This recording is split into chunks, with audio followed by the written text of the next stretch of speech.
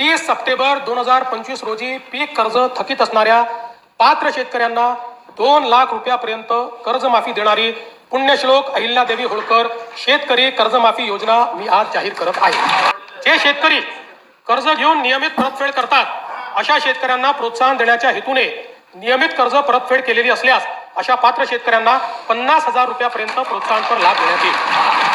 मुख्यमंत्री देवेंद्रजी फडणवीस द्वारे आताच महाराष्ट्राच्या अंतरिम बजेटमध्ये शेतकऱ्यांसाठी खुशखबर जारी केलेली आहे, ती म्हणजे शेतकरी कर्जमाफी 2026. तर ही शेतकऱ्यांची कर्जमाफी होणार आहे पुण्यश्लोक अहिल्याबाई होळकर शेतकरी कर्जमाफी योजना या अंतर्गत होणार आहे.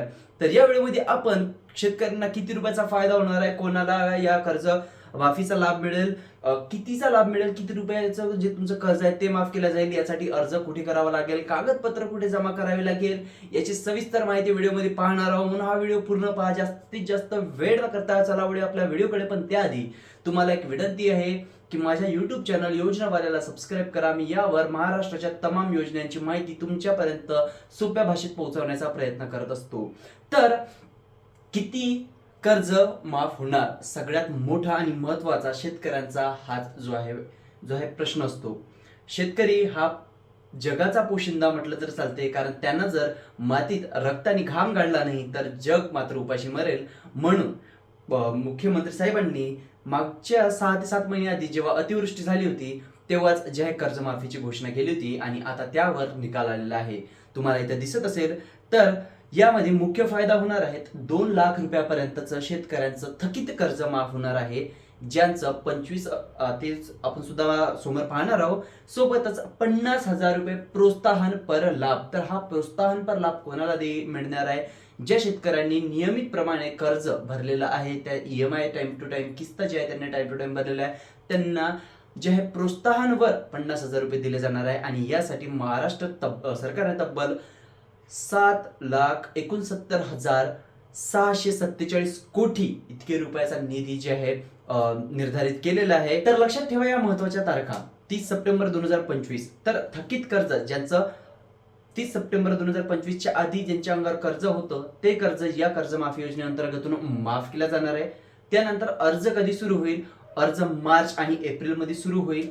मे महिन्यामध्ये समजून घ्या तुम्हाला अर्ज शेवटपर्यंत जो राहील, जे तुम्हाला कागदपत्र वगैरे जे जमा करावे लागतील ते मे महिन्याच्या अंतिम तारखेपर्यंत करावे लागेल, कारण 30 जून पर्यंत सर्व शेतकऱ्यांचं कर्ज माफ केलं जाणार आहे. त्यानंतर आता या शेतकरी कोणते पात्र आहेत कर्जमाफीसाठी, सगळ्यात महत्वाचं आहे, कारण सर्वांनाच याचा लाभ नाही मिळणार आहे. नुकतेच काही सिलेक्टेड असे शेतकरी आहे ज्यांना या कर्जमाफीमध्ये कर्ज माफ केले जाणार आहे. तर कोण आहे पात्रता, तर पात्रता याप्रमाणे शेतकरी महाराष्ट्र राज्याचा रहिवासी असला पाहिजे, जे की तुम्ही असालाच. शेतकऱ्यांचं वय 18 वर्षापेक्षा जास्त असलं पाहिजे. त्यानंतर शेतकऱ्याकडे फार्मर ID कार्ड असणं खूप जास्त गरजेचं आहे. जर तुम्ही फार्मर ID कार्ड नसेल काढले तर काढून घ्या. त्यानंतर राज्यातील सगळे छोटे आणि मोठे शेतकरी यासाठी पात्र आहेच. त्यासोबतच आता तुम्हाला इथे दिसत असेल या शेतकऱ्यांना मिळणार नाही जे आहे योजनेचा लाभ, म्हणजे किंवा त्यांचं कर्ज माफ होणार नाही आहे.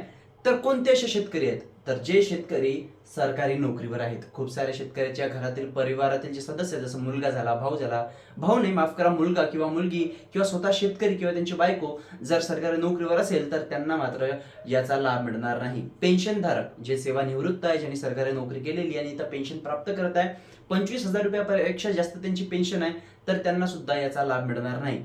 आणि हो, सगळ्यात महत्वाची गोष्ट इथं आयकर भरणारे म्हणजे टॅक्स पेयर. तर यामध्ये एक मोठी गडबड अशी आहे की राज्य सरकार टॅक्स पेयरला सुद्धा यावेळेस कर्जमाफीचा लाभ देणार आहे. आता तुम्ही म्हणसाल का बरं, तर खूप सारे शेतकरी असे आहेत जे पाईपलाईन साठी असो किंवा फळबाग वगैरेसाठी असो जे बँकेतून लोन काढतात. तर बँकवाल्यांचं एक डिमांड असते की त्यांना इन्कम टॅक्स म्हणजे आयकर भरलेलं असलं पाहिजे. तर त्यासाठी शेतकरी हे योजनेचा म्हणजे ते फळबाग वगैरेसाठी लोन घेण्यासाठी जे आहे ना इन्कम टॅक्स भरून टाकतात. तर त्या सुद्धा शेतकऱ्यांना आता या योजनेअंतर्गत जे त्यांचं शेतकऱ्यांचं कर्ज माफ केलं जाणार आहे. तर ही अट इथून जे आहे काढल्या जाणार आहे. तर आता कर्जमाफीसाठी आवश्यक कागदपत्रे कोणती राहतील, तर तुम्हाला इथे दिसत असेल सगळ्यात महत्वाचं राहील की जे शेतकरी आहे त्याचं वाला आधार कार्ड, त्यानंतर त्यांचा 7/12 उतारा जो राहील, त्यानंतर बँकेचा पासबुक, ज्या बँकेतून तुमचा अर्ज किंवा ज्या बँकेतून तुम्ही कर्ज घेतलेलं आहे ते, उत्पन्नाचा दाखला, रहिवासी दाखला, रेशन कार्ड, त्यानंतर मोबाईल नंबर आणि तुमचा एक पासपोर्ट साईज फोटो, हे सगळे डॉक्युमेंट्स तुम्हाला जे आहे जमा करावं लागेल. तर आता हा अर्ज कुठे होईल, तर इथे बघा अर्ज फक्त एकाच जागेवरून होणार आहे, बँकेमधून.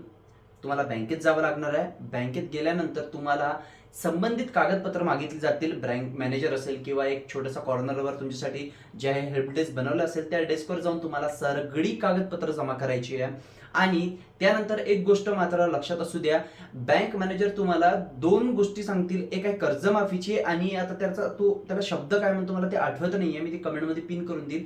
एक अशी पद्धत सुद्धा राहील की जेणे काय होईल का तुम्ही नियमित कर्ज भरू शकणार. म्हणजे बा असं होऊ शकतं की तुम्ही कर्ज भरू शकत नाही आहेत, माझ्याकडे पैसे नाही आहे म्हणून मी सध्या कर्ज भरू शकत नाही, पण माझ्याकडे पैसे आल्याच्या नंतर मी नियमित कर्ज भरायला सुरुवात करेल, असा सुद्धा एक फॉर्म राहते. तर तुम्हाला तो फॉर्म भरायचा नाहीये, नाहीतर तुम्हाला कर्जमाफीचा लाभ मिळणार नाही. जर तुम्ही तो फॉर्म भरला तर तुम्हाला बँक काही वर्षाचा किंवा काही महिन्याचा वेळ देईल आणि त्यानंतर तुम्हाला ते कर्ज भरावंच लागेल.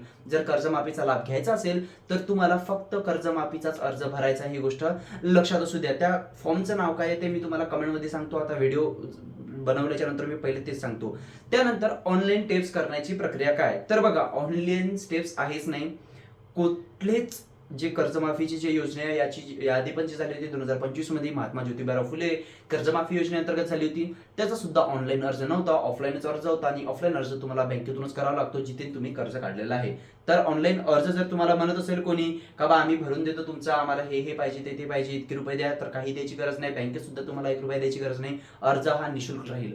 त्यानंतर अर्ज भरल्यानंतर अर्ज बँकेत दिल्यानंतर काय होईल, तर सगळ्यात पहिले तुमच्या अर्जाची छाननी होईल. त्यानंतर तुमचं बँक जे आहे पोर्टलवर माहिती अपलोड करेल. पोर्टलवर माहिती अपलोड केल्यानंतर ते शासनाकडे जाईल आणि शासन तुमचं जे आहे चेक करेल. त्यानंतर तुमची KYC वगैरे होऊ शकतो. आणि त्यानंतर जे आहे बँकेतून तुम्हाला एक पावती तर मिळेलच, पण जेव्हा लाभार्थ्यांची यादी जाहीर होईल तर ती यादी तुम्ही बँकेतून किंवा महाडीबीटीच्या पोर्टलवरून सुद्धा जे आहे पाहू शकणार.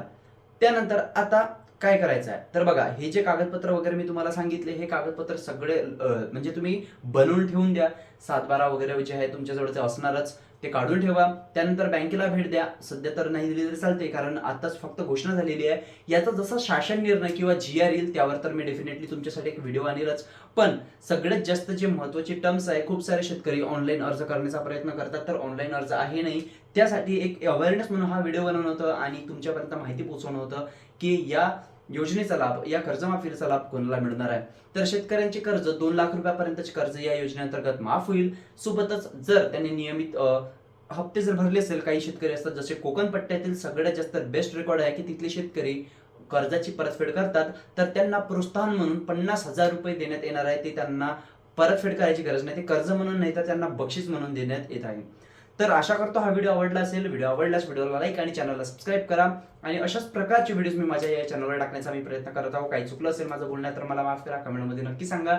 आपण भेटूया पुन्हा नवीन व्हिडिओमध्ये. तोपर्यंत मला द्या रजा. जय हिंद, जय महाराष्ट्र.